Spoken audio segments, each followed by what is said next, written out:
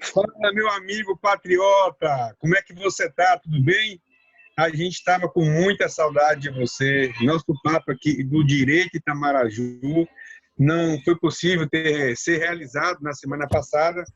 E aí acumulou, foi muita coisa, muito assunto, muita coisa vem acontecendo no Brasil, muita informação, muito debate a ser feito. E é um prazer enorme ter você com a gente aqui. Eu espero que você aproveite esse momento de introdução, já compartilhe, já curta nossas páginas. Olha, a gente está no Instagram, Direito Itamaraju, a gente está no Facebook, Direito Itamaraju, e a gente está no YouTube, Eixo da Costa TV.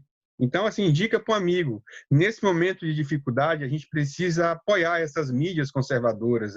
O pessoal de direita precisa, nesse momento, dar as mãos e se unir. Tá bom?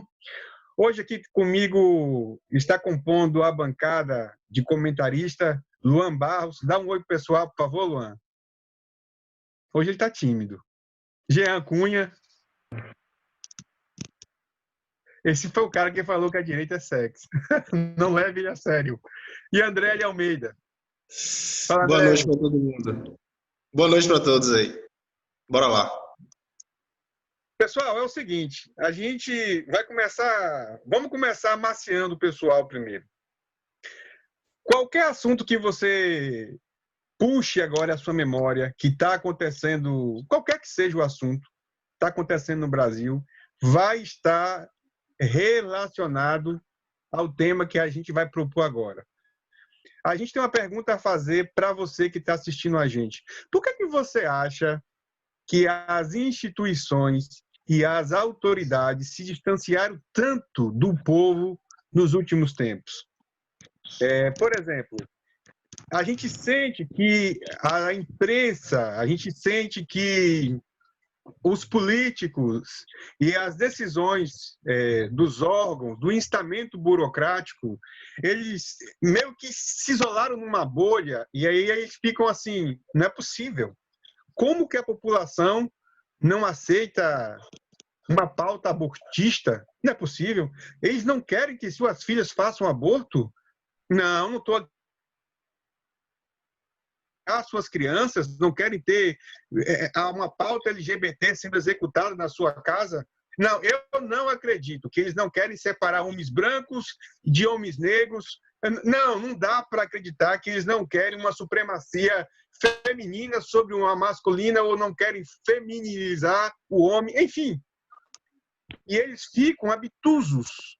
E a única coisa que a gente quer é ter uma vida simples, modesta, normal, uma vida conservadora, que a gente quer fazer a observação da moral e da ética judaica cristã, como os nossos pais e os nossos avós fizeram, com uma pitada de modernização relativa ao tempo e à época.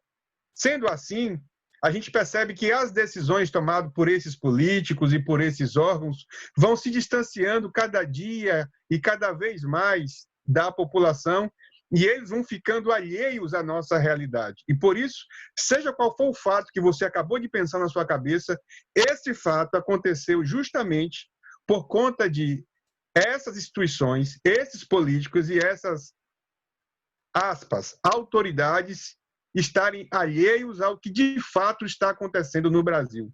E aqui eu chamo à baila todos os nossos comentaristas para que possam fazer os seus comentários. Como que vocês veem esse momento, principalmente a imprensa? Nossa, a imprensa dá um show disso.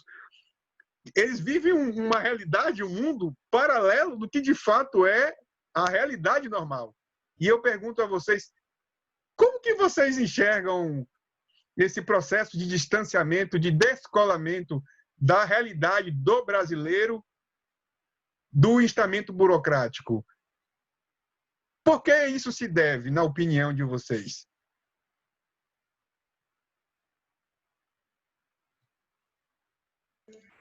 Eu voto em Jean para começar. Eu já ia começar de um jeito que eu sempre começo. Vamos lá. Né? Muito sucinto. Mas eu tô com medo do Alexandre de Moraes assistir essa live e eu me ferrar aqui. Então, eu vou deixar essa emoção passar e outra pessoa aí mais calma comece. Então, vamos lá. Eu tô com um pouco de delay aqui, cara. Mas estão me ouvindo bem aí? Pronto. Rapaz, essa forma de governar do presidente Bolsonaro, ela gera muitos conflitos, né, com as instituições. Porque no Brasil, durante toda a nossa história de república, e desde também a redemocratização para cá, próximo das instituições, porque as instituições se transformaram em órgãos que refletem a democracia, né? Então, se você está alinhado com as instituições, logo você está alinhado com o povo. Só que o presidente Bolsonaro vem na contramão desse costume, porque ele governa próximo da população. Eu estava assistindo uma live do pessoal do Bumbum Livre, do MBL, e eles estavam dizendo que eles estavam fazendo uma crítica ao presidente por ele ter esse contato direto com a população. Vocês acreditam nisso, cara? Eles fazendo uma crítica ao presidente da República que tem uma proximidade muito grande com o povo. E isso é uma técnica fascista, segundo eles. Então, assim, como já não bastasse a esquerda, a extrema esquerda, que não entende o que é democracia, de fato, agora a gente tem gente mais ao centro pensando dessa forma. Então, assim, é um absurdo.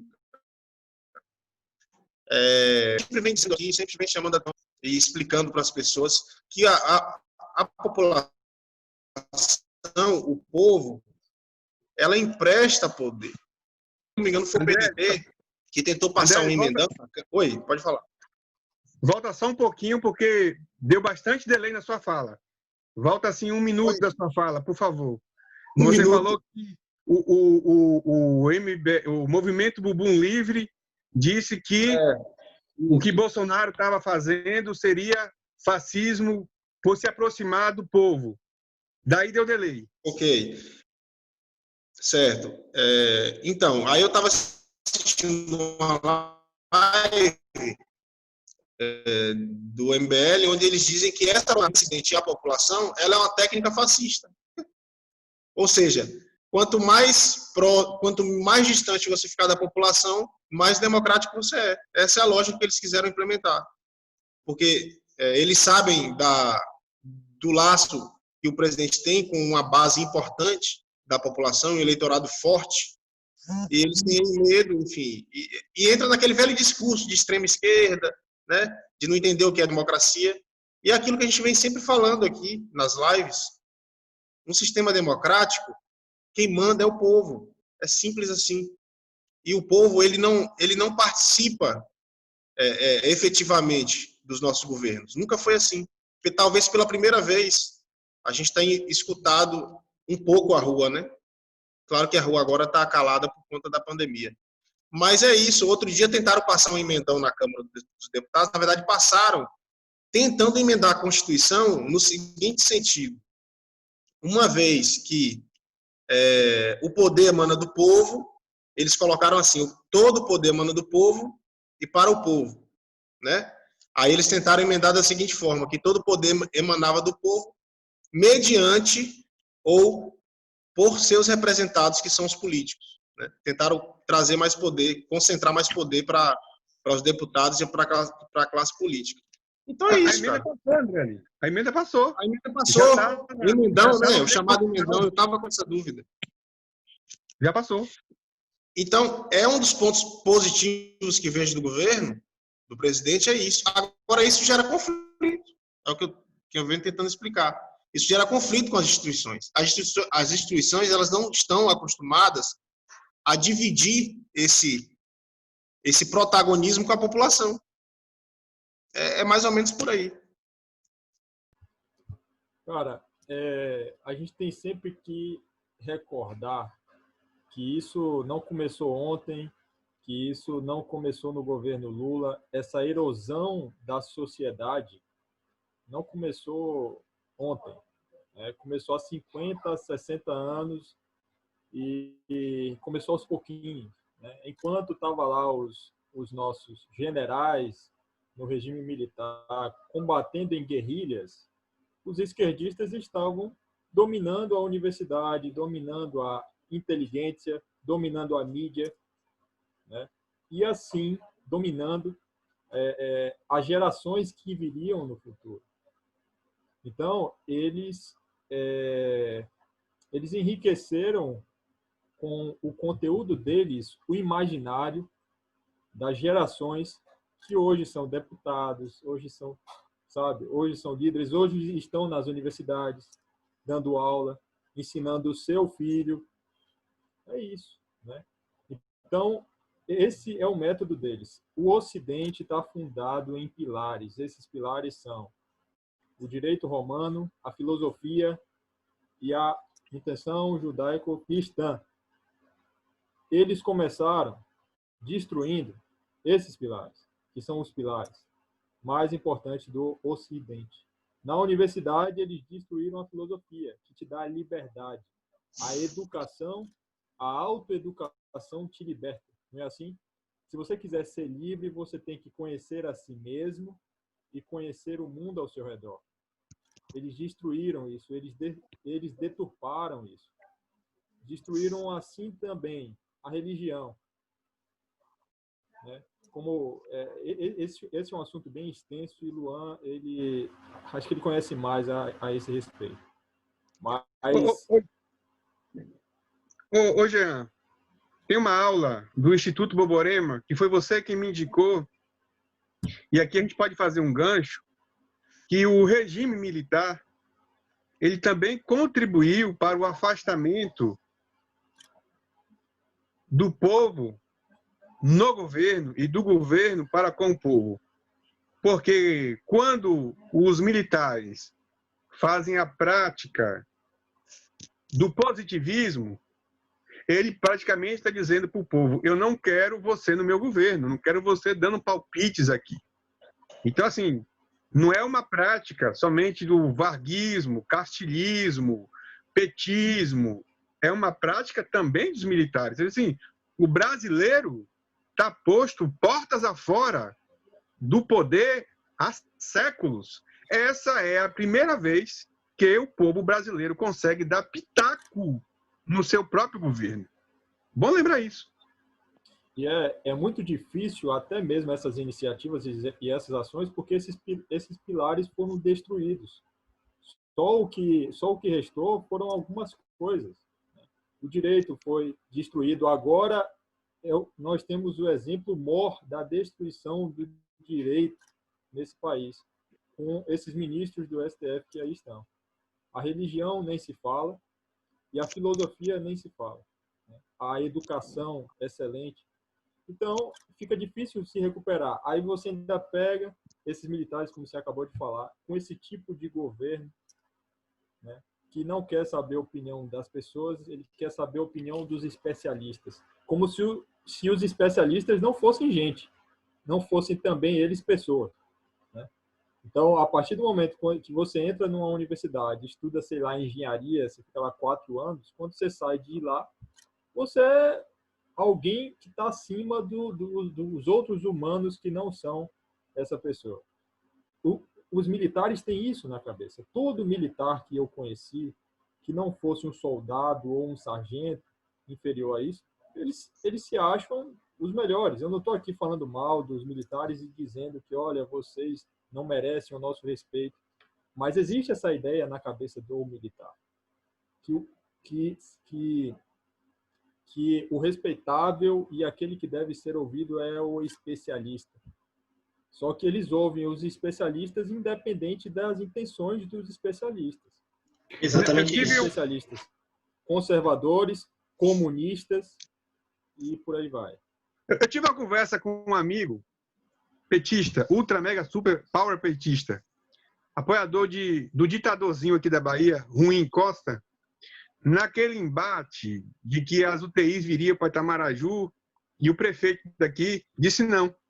E ele fazendo uma crítica ao prefeito. Eu disse assim: mas fulano, a população, em sua maioria, foi contra que a UTI viesse para Itamaraju. O prefeito só fez ouvir os anseios do povo. Ele vira para mim e diz: o povo não tem direito de opinar, porque o povo não está preparado para dar opinião. Esse exemplo é perfeito. Vou adjetivar esse cara. Esse exemplo que Boni traz é um exemplo local e é perfeito para a gente fazer um link com esse assunto.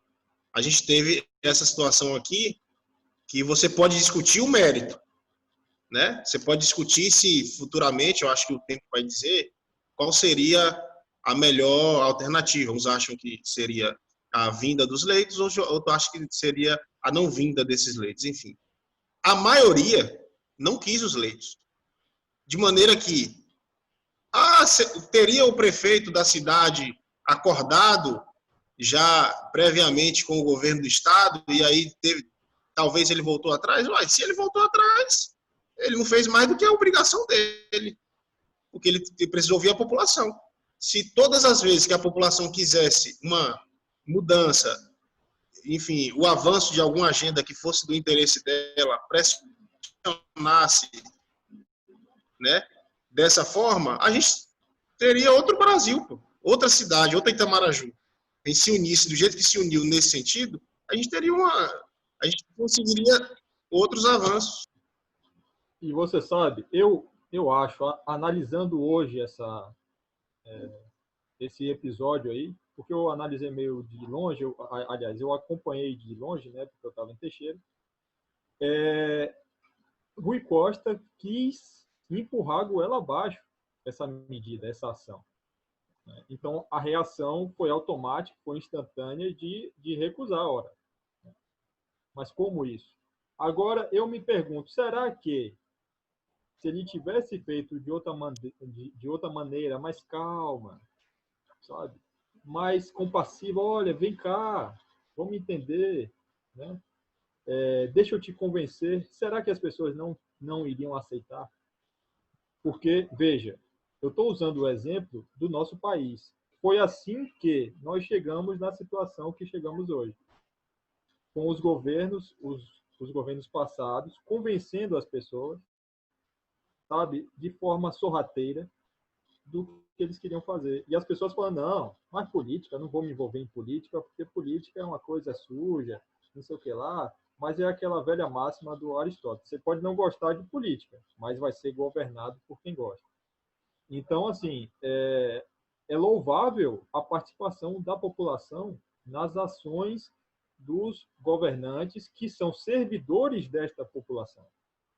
E, encerrando o meu argumento anterior, enquanto não recuperarmos esses pilares do Ocidente, a religião, a liberdade, que vem com a filosofia e com a educação, e o direito, fica difícil, cara. Fica muito difícil. Ô, Luan. Pois não. Aí, Jean falou sobre dialogar com a população. Aí deixa eu pegar um gancho. Essas medidas dessa crise, dessa pandemia, que a gente, aqui na Bahia, a gente não pode nem falar o nome, porque a gente pode ser multado, segundo a lei do ditadorzinho daqui. Enfim, são medidas que são tomadas,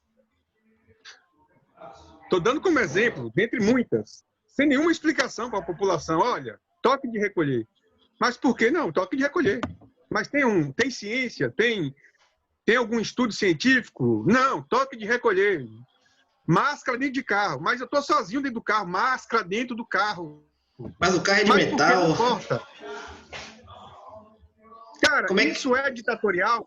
Isso é totalitarismo? Antes de falar nisso, eu queria voltar um pouco no assunto dos meninos, que é o seguinte, que eles estão falando que o MBL reclama que o Bolsonaro quer governar muito próximo do povo e tal, não sei o quê.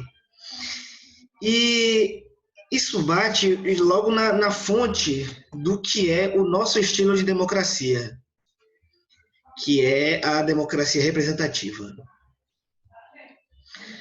Bom, em certo sentido, há uma razão para o MBL reclamar disso, que é a seguinte: se o presidente recorre ao povo o tempo todo, para que a gente tem presidente? Entende? Leva a uma ideia de democracia direta e tal, mas observe o argumento. Isso faz sentido no instante em que o presidente ele é realmente, não, melhor dizendo, em que sentido que a gente usa o governante, o representante? No sentido em que ele está lá para cuidar da res pública, da coisa pública. Ele está lá como um representante. Na situação em que a gente vive no Brasil, nós não temos representantes. Nós não elegemos representantes. Nós elegemos senhorzinhos.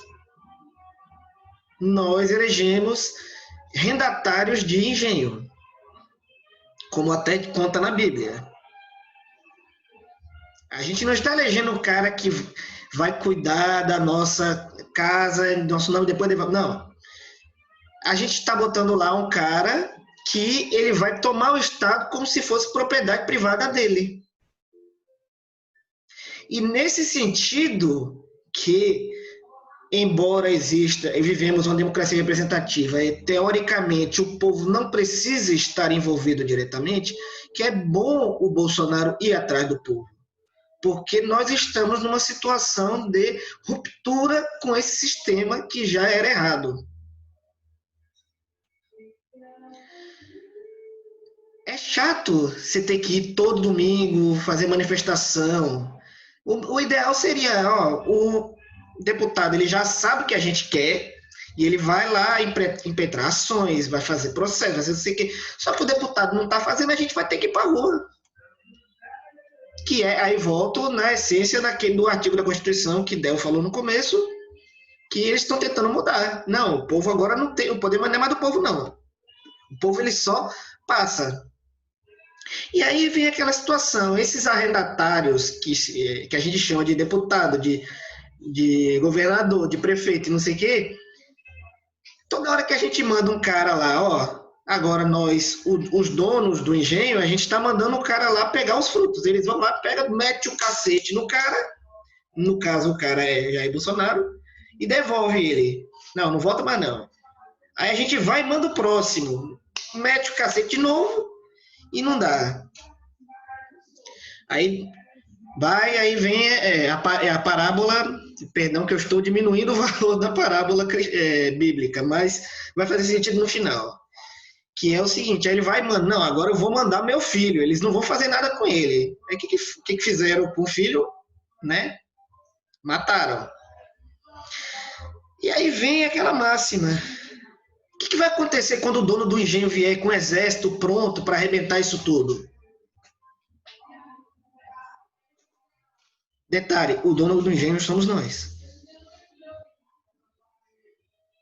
E é essa a situação que a gente vive. Os caras eles estão esticando ao máximo. Porque eles tomaram o Estado brasileiro como propriedade privada deles. Daí, como a propriedade privada é deles, vindo na questão das ações ditatoriais, eles fazem o que quiser e ninguém vai reclamar. Ele bota a lei que quiser para andar na rua, aplica a lei de segurança que quiser e vai desse jeito.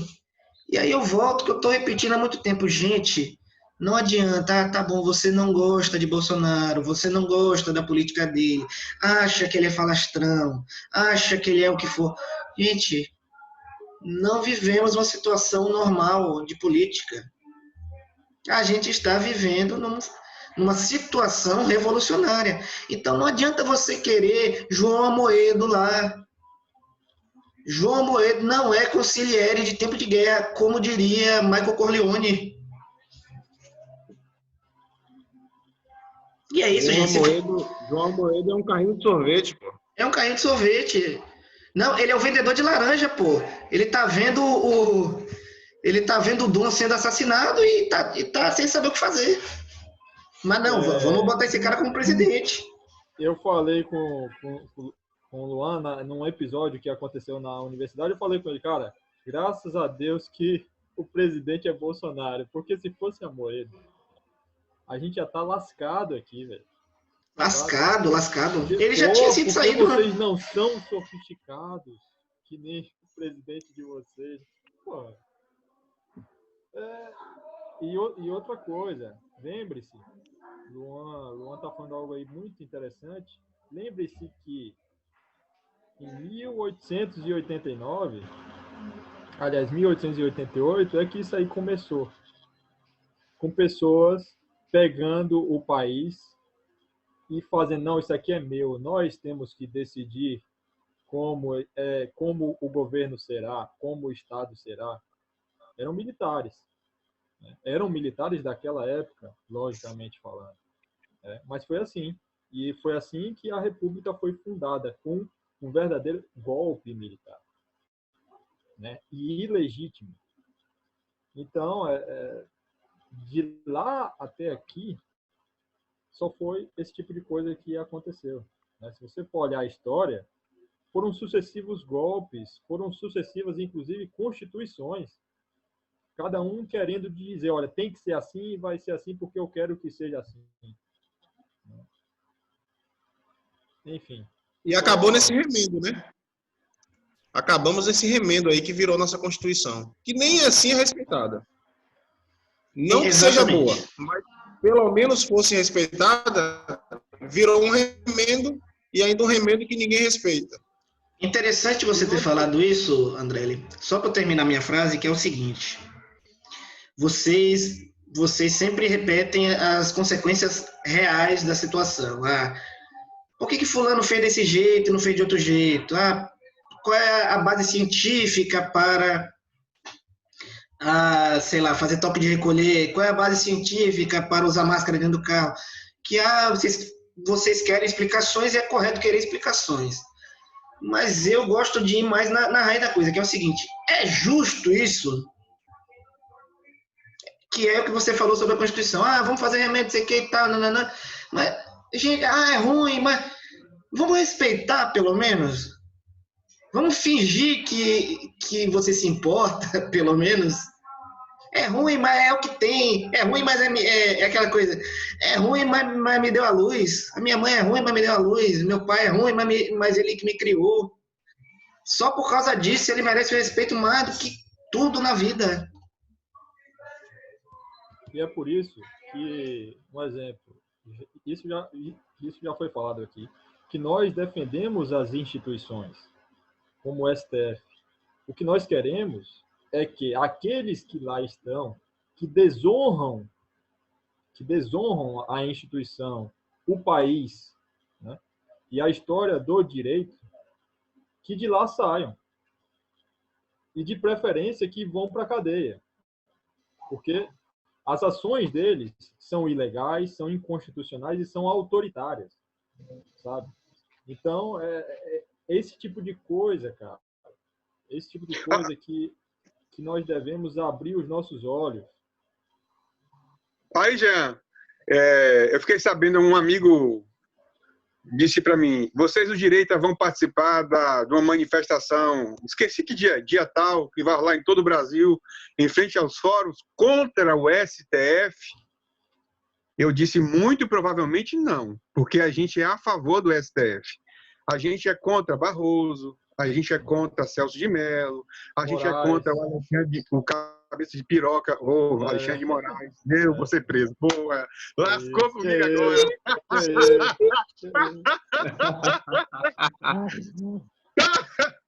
Pois é, se for a favor do STF contra esses caras, a gente vai. Mas contra uma instituição constitucional, a gente não vai. Enfim, é mais ou menos por aí que você aquela falou. Coisa, você tem que punir o arrendatário, e não tem que botar fogo na vinha. Cara, que nós já falamos muito. Seria interessante você falar do que o Luiz Roberto Barroso falou hoje, hein, Boniek? Será que tem como você falar do que ele falou? Do axioma da filosofia, do novo axioma da filosofia, Não, eu vi uma fala sobre o Barroso interessante, que o cara disse para ele assim, bom dia, ministro Barroso. Aí ele fala assim, bom, o que é ser bom? Vamos voltar ao período pré-socráticos, para a gente definir o que... Para ele responder um bom dia, porra!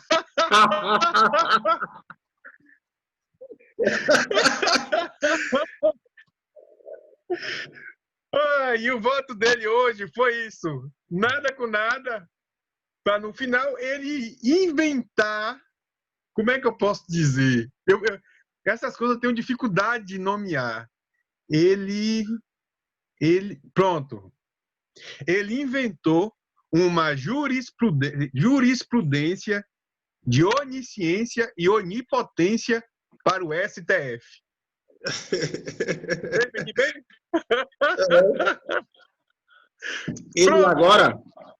Ele agora, qual é a intenção dele? Qual é a intenção do STF?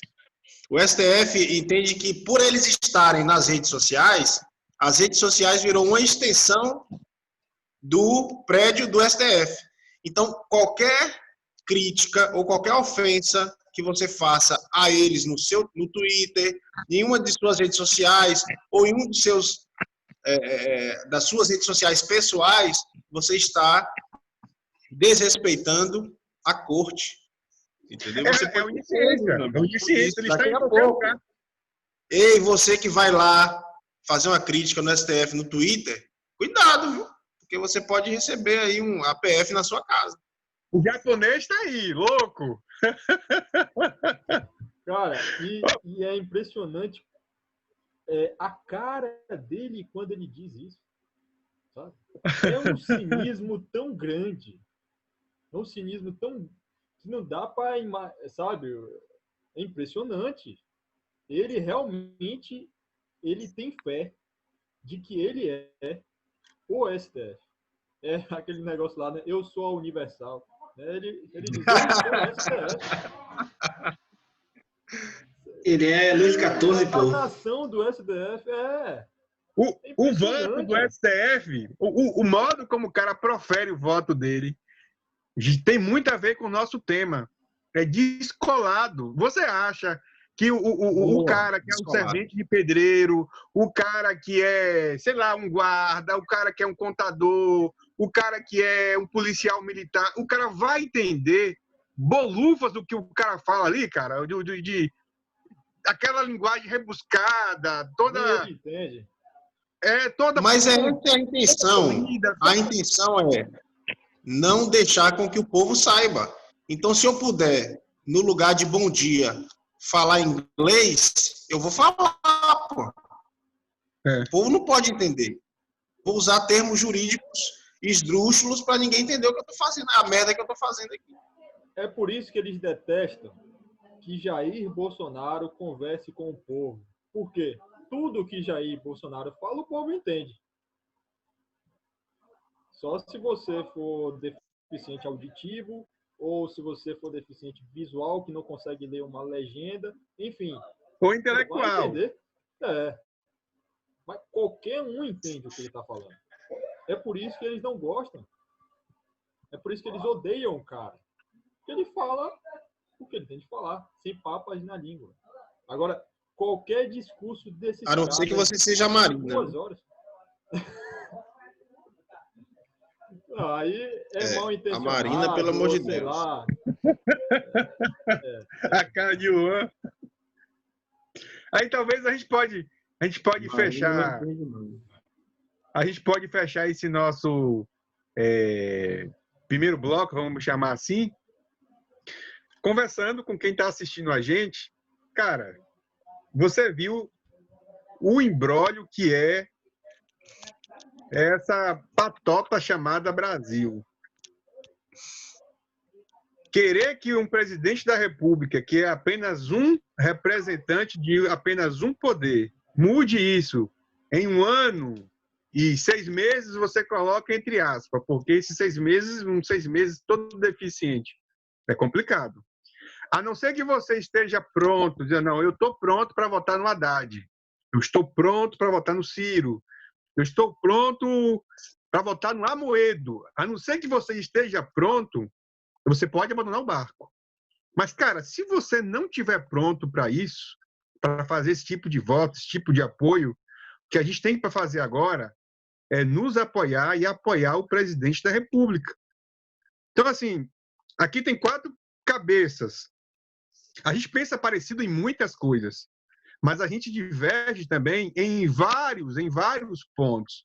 Agora, assim, as nossas divergências são pequenas diante do todo, que é o Brasil, que é a vontade de um país conservador, de uma economia liberal, de uma política de direita pujante, de uma libertação na educação, como diz Jean aqui, de incutir a filosofia grega de volta na cabeça das nossas crianças, dos nossos jovens, de trazer a moral judaica cristã da religião para dentro das famílias novamente, para salvar o direito romano que está sendo vilipendiado não pelo STF, mas pelos mau caráteres que estão ocupando as cadeiras do STF.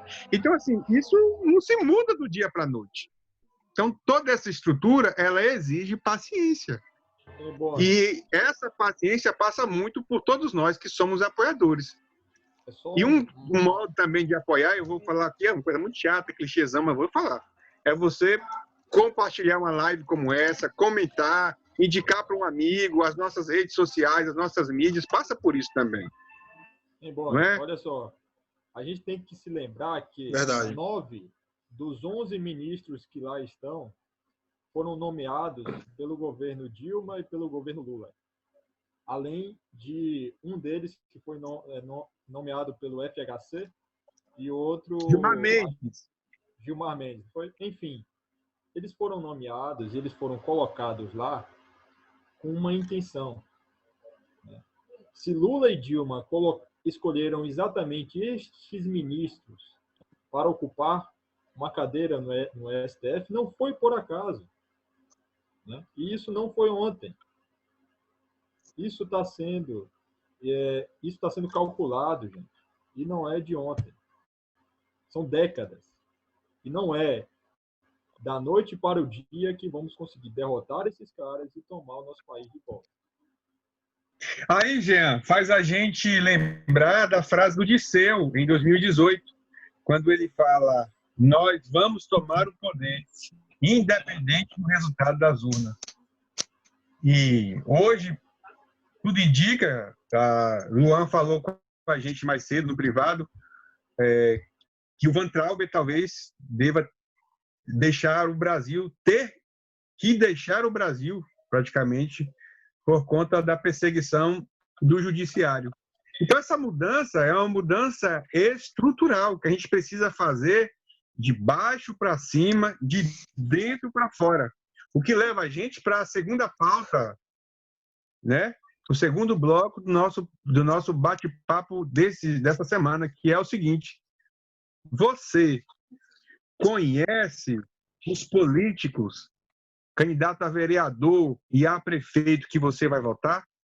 Porque, meu amigo patriota, se você for escolher, principalmente seu vereador, que tem pautas esquerdista, que o cara é a favor de toda essa sujeira que nós estamos falando, que ele não apoia o nosso presidente da República, porque o vereador, ele é o que está na ponta da linha, que tem o primeiro contato com o povo. Se você não apoia, aqui, e preste atenção, o Direito Itamaraju não é um partido político, não está em defesa de nenhum tipo de político. Muito possivelmente aqui, um ou outro deve ter seu apoio individual, pessoal a alguém, o que é uma coisa muito pessoal, muito particular de cada um. Mas a gente, como instituto, como movimento, a gente não apoia absolutamente ninguém. Mas a gente quer levar você a fazer a reflexão. Essa pessoa que você está intencionado de votar aqui para ser prefeito da sua cidade, para ser vereador da sua cidade, como ele pensa? Já conversou com ele? Já se inteirou? Que tipo de defesa ele faz? Ele defende a vida? Ele defende a família?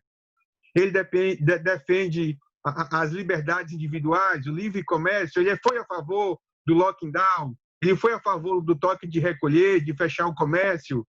De que ele conversa com você? Qual o tipo de debate que ele propõe para a cidade? Você precisa saber disso. Então, a gente precisa começar a mudar essa jossa, essa bagaça aqui de baixo, para que ela tenha algum tipo de reflexo lá em cima. Só trocar o presidente da República não funciona, porque ele é só um mero representante de um único poder dentre 3 poderes, se não 4. A imprensa hoje, há de se dizer, alguns dizem que é o 4º poder da República, né? E aí eu passo a bola para vocês. Como mudar essa estrutura de baixo para cima, de dentro para fora? Eu acho que aqueles que conhecem os mecanismos de eleição vão entender que isso tem que ser feito de baixo para cima. Porque quem elege o deputado são os vereadores que ele apoia, são as lideranças, são aquelas lideranças que carregam voto dentro de um reduto que está dentro de um município.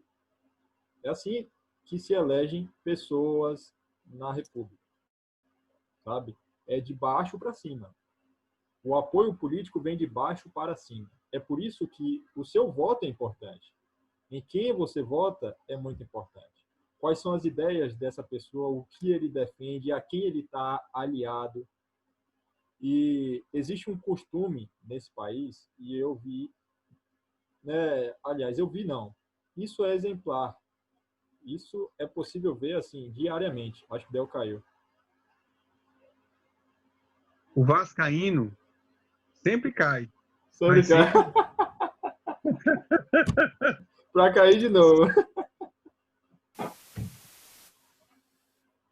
Então, isso é notório, cara. É uma coisa notória ver que da noite para o dia, da noite do último dia do ano para amanhã do dia 1 do ano seguinte, uma pessoa normal, como nós aqui, vira um deus, ou quase isso, ou acha que se tornou um deus, porque se elegeu, se tornou um vereador, um deputado, um senador, um governador. É impressionante, sabe?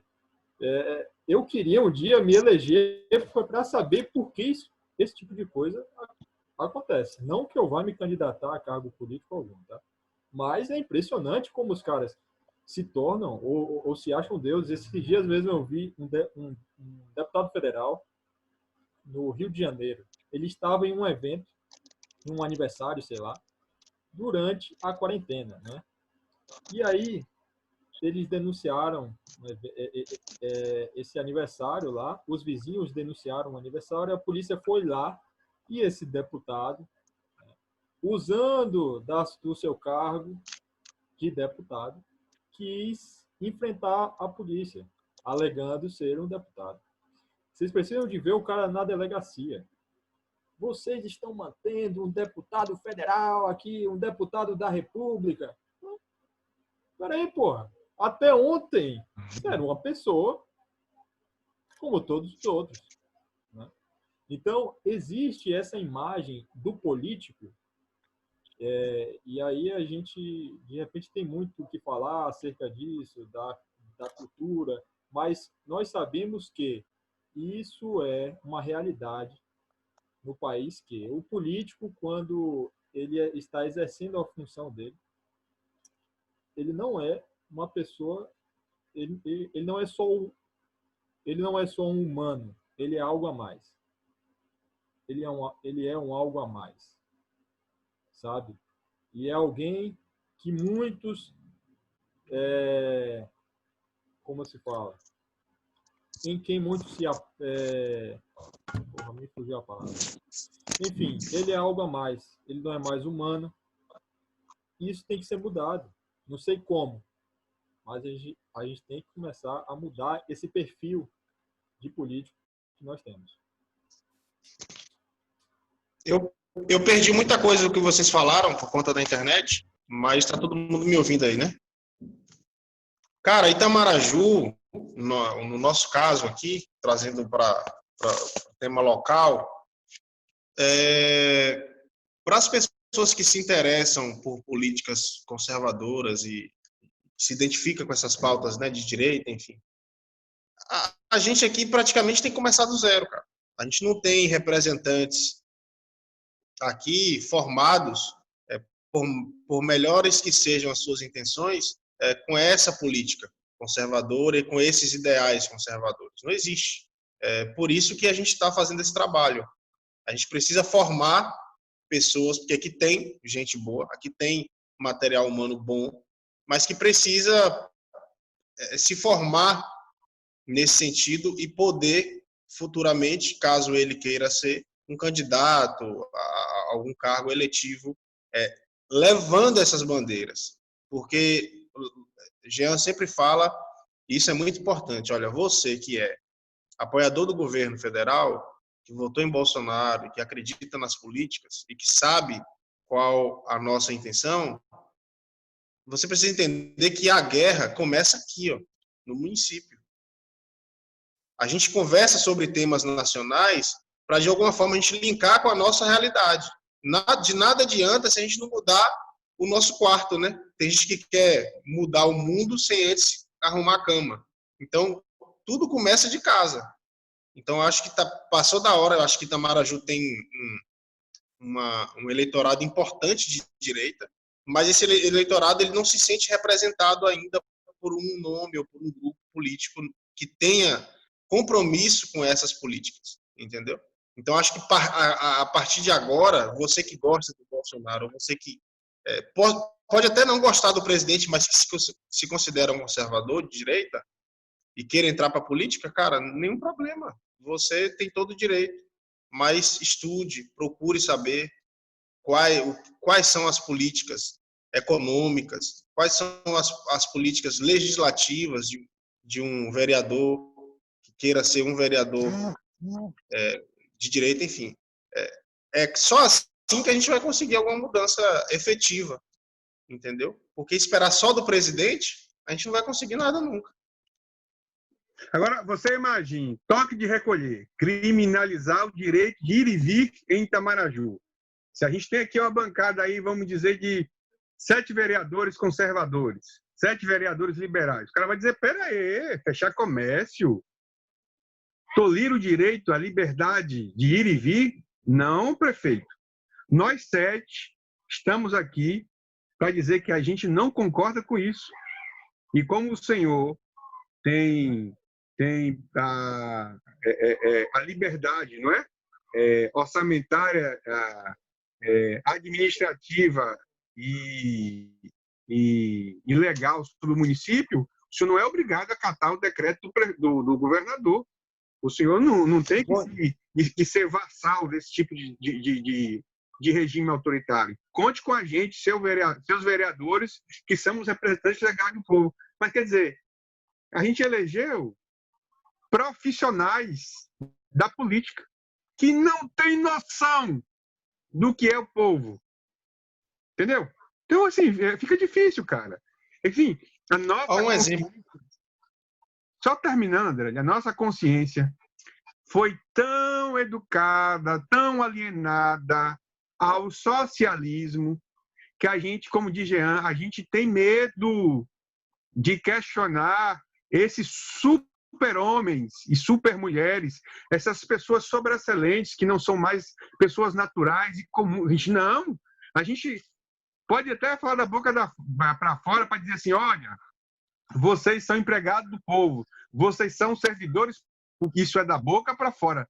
Porque nas nossas atitudes, nós somos seus vassalos. A gente olha para o cara e fala assim, uma autoridade pública, vai se ferrar, bicho. Que autoridade pública, pô? A autoridade é o povo. Supremo é o povo. Entendeu? A gente que é autoridade. Eles são empregados do povo. Estão ali para representar as nossas vontades. Representantes do povo. Olha que dado interessante, Boni. Olha o que aconteceu aqui, na nossa cidade. Você pode até ter a discussão do que é certo e do que é errado, voltando lá na questão dos leitos, né, como eu falei. Existem respostas que só o tempo vai dizer. quando a sociedade se divide e diferentes vertentes políticas divergem opiniões, muitas vezes a resposta quem vai trazer com isso é o tempo. Itamaraju tem essa questão do fecha o comércio ou abre o comércio. A gente sabe que a decisão ela vem desde o governo do estado como um efeito dominó, né?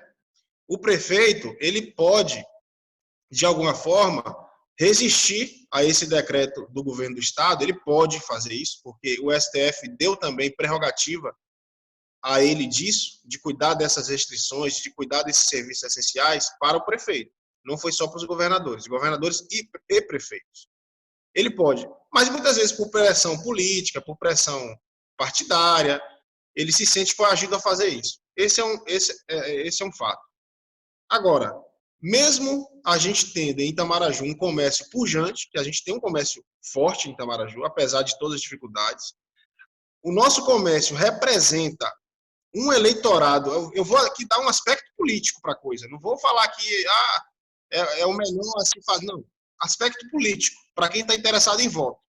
O comércio daqui responde por eleitorado gigante, ou seja, o comércio de Itamaraju decide uma eleição, certo? Porque tem influência, enfim, muitas famílias que dependem do comércio. E mesmo assim, mesmo com esse aspecto político, nós não tivemos, até hoje, esse momento, pelo menos eu não vi, alguém pode me corrigir, um pronunciamento oficial de um vereador, um posicionamento a respeito do comércio e da abertura do comércio, apresentando um projeto de como fazer, de como se cuidar, mas dedicando aos comerciantes esse apoio moral que seja, ético que seja. Ah, mas aí tem gente que diz, mas não é possível uma Câmara com 15 vereadores estarem fechados com uma só opinião, que é que o comércio deve ficar fechado, enfim. Eu não vi.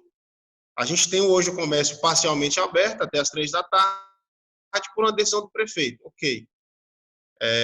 Mas, vindo da Câmara, não vi nenhum posicionamento.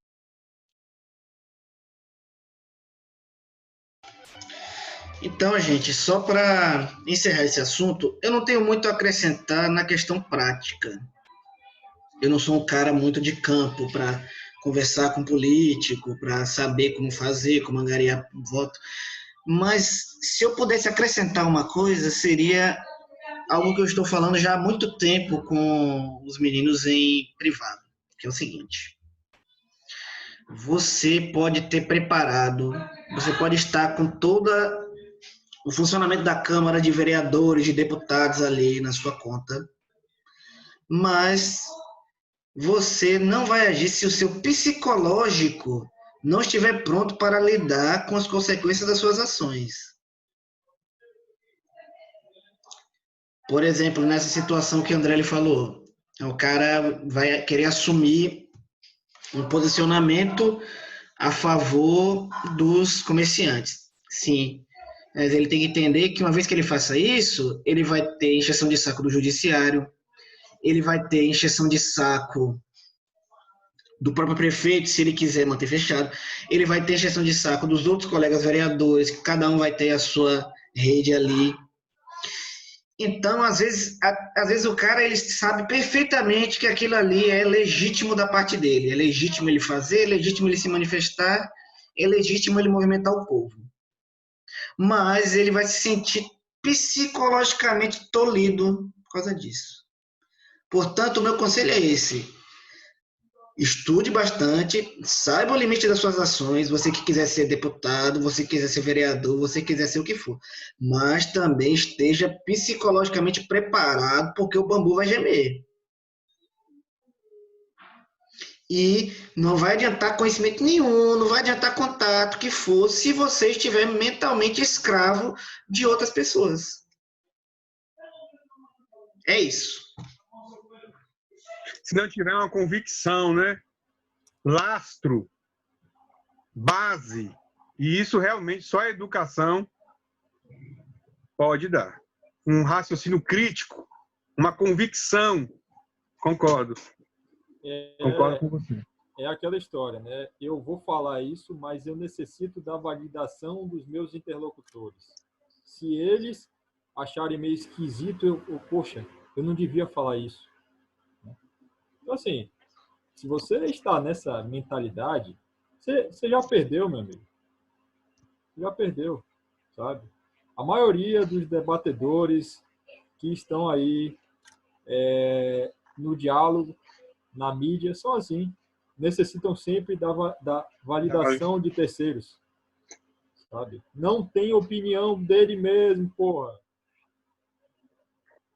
Sabe? Ele não... E outra coisa, o cara tem medo justamente de errar. Os vereadores que não se posicionam são os vereadores que têm medo de errar. O erro deles vir e aparecer e eles não conseguirem assumir isso. Porra, o ser humano erra. Logicamente que existem erros e erros. Existem erros e erros. Mas admitir um erro não é defeito nenhum. Né? Inclusive é uma qualidade. Agora, o pior ainda é a inação e a omissão. Poxa, cadê os vereadores de Itamaraju, cara? Onde estão? Sabe? Historicamente não, Itamaraju não tem vereador, né? A Câmara, historicamente, geralmente, ela existe para poder aprovar aquilo que o prefeito quer. Mas, assim, é um assunto para uma outra... para um outro bate-papo. Então, assim, a gente termina hoje dizendo isso para você. Conheça o candidato que você intenta votar nele. Se você acha que ele não serve para você, procure o mais próximo da sua visão conservadora, que tem ideias liberais, um cara que seja pró-direita, porque, como o André lhe disse, talvez a gente não tenha essa opção, mas você pode se aproximar o máximo que puder. É o que nos resta, talvez. E enquanto isso, a gente segue aqui, enxugando gelo, como beija-flor levando água no bico para poder apagar o incêndio através dessas lives.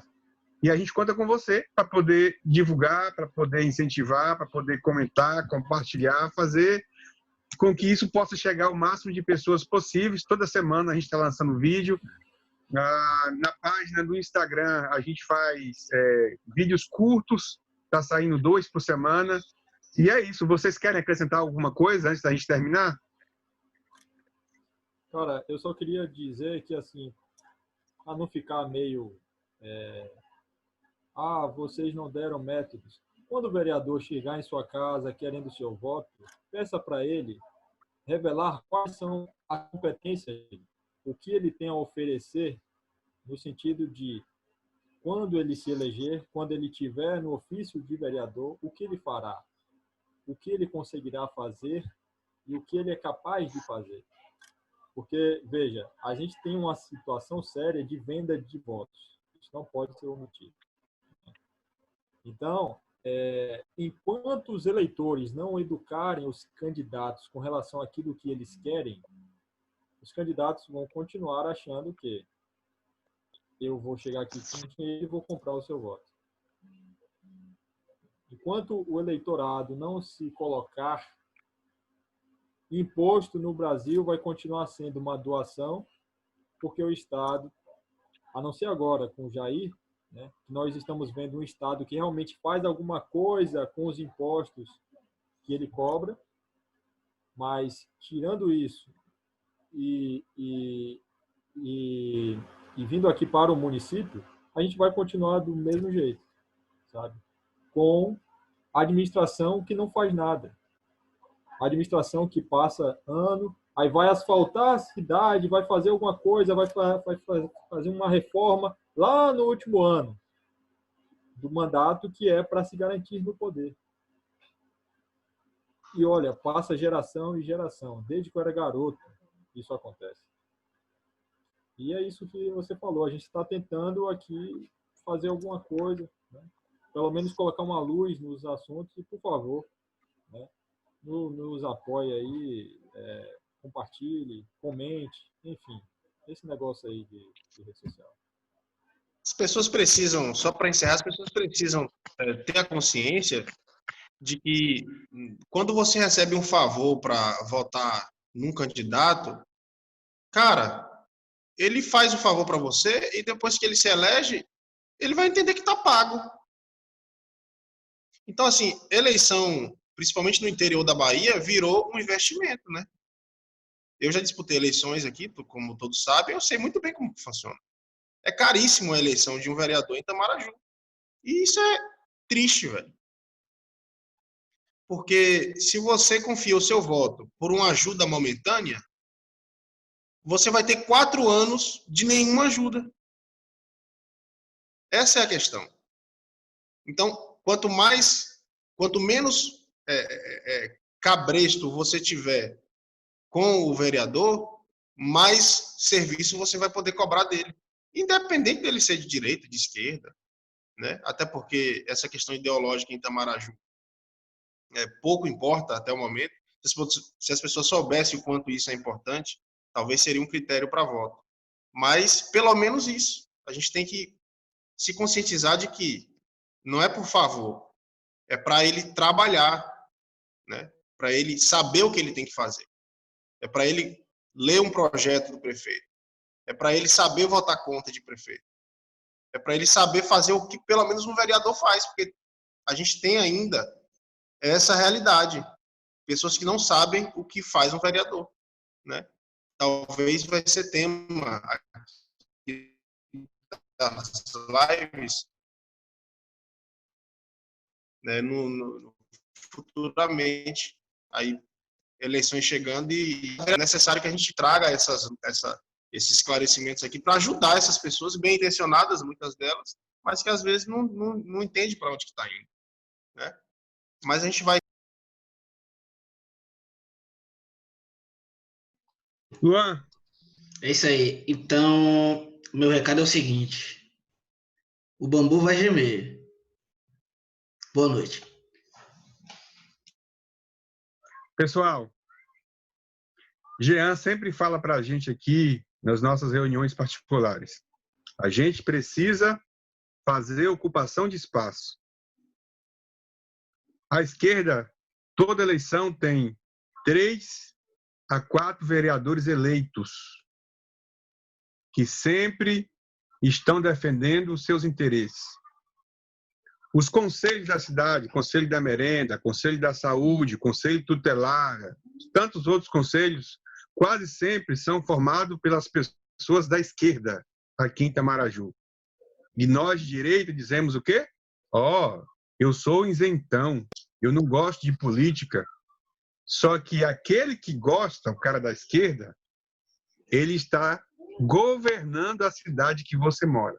Ou a gente reage e toma conta dessa bagaça, ou a gente vai continuar sendo degrau, escada, os canhotinhas continuar subindo em nossa sociedade. Esse foi o nosso papo de direita, do Direito Itamaraju dessa semana. A gente agradece muito por você ter ficado com a gente até aqui. Desejamos a você uma ótima semana. Voltamos a falar de novo o mesmo clichê. Curta, compartilhe, chame mais gente para poder o programa. Um beijo no seu coração. Com Deus. Valeu. Fechou?